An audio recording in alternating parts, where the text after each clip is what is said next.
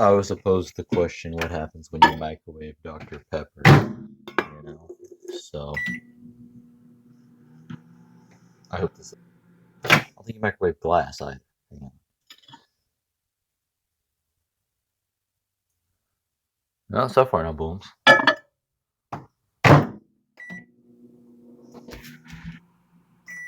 I should have stopped it. I got distracted. It looks weird-ish. I think that's just the bubbles all kind of.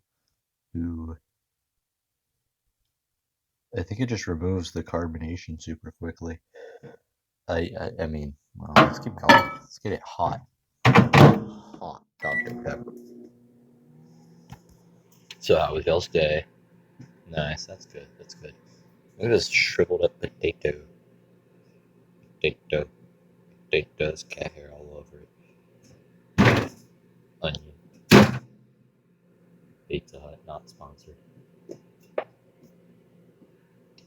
I don't have a wash, you know. La-di-da, la-di-da. Okay. Ignore my gross microwave.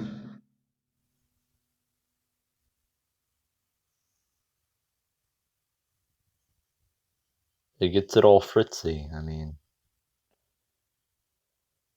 it's the best I could say for it. Microwaved Dr. Pepper. I mean, it's not like it wasn't bad or anything. It's just it was bad. That was the thing. It tasted kind of bad. I mean, I've had a warm drink before, but that kind of. I mean, it just. I mean, I just expected it to taste like warm Dr. Pepper, but it was a little surprising.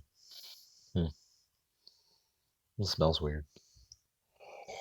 That really is nasty. Anyhow, well, I just wasted a Dr. Pepper, but I got a YouTube video, so it shouldn't be a waste.